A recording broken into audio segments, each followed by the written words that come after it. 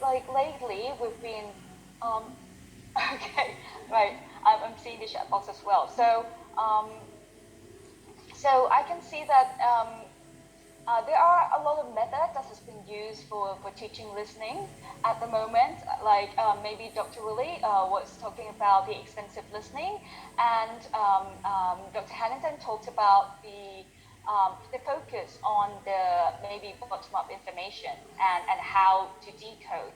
And I think for my presentation, it will be more on the practical side of learning and teaching listening. And I believe that many participants here who are teachers and still teaching at the moment will have been in the situation that I have for the past 6 months or more. That is, we are teaching during the COVID-19 pandemic, and we have to cope with whatever we can do, and with the students. So. Right, let me just show my slide first. I'm a co-host, so I can show, right? Let me share this screen. Just one moment. Let me put up my presentation.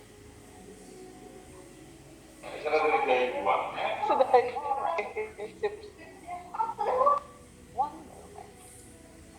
Okay. Right. Just one moment. How do we share? All right. Okay, I think you can see my screen now, right? Yes. Okay, thank you very much. So, like I said, so as I see that teaching online, it has proven to be challenging for all language teachers. And I also experienced it myself that teaching listening comprehension online is even more challenging because of many reasons. And let's see. Hang on. All right, so there are many. Okay, just one moment. As we know, okay, I'm a little bit nervous, sorry. So there are a lot of considerations for listening lessons, and for the classroom, we need to think about possibly the objective of our teaching. What do we want our learners to learn? Is it implicit? Is it explicit behavior that we would like to see from them? And how can we elicit that through the teaching methods? We need to choose the teaching method that we think that is the best for our students.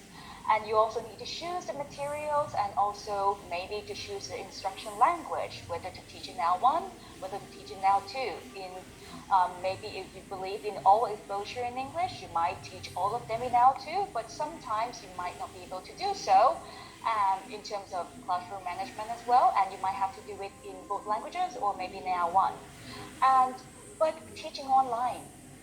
So I think you need to consider much more than that. You need to think about the format that your students can respond to you, maybe the means of communication that you can have with your students, maybe how can you arrange the class, how can you arrange maybe the platform, maybe on Zoom, maybe on Google Classroom. Some people resorted to YouTube video, and many other means. And also, you need to think that your students are not with you anymore.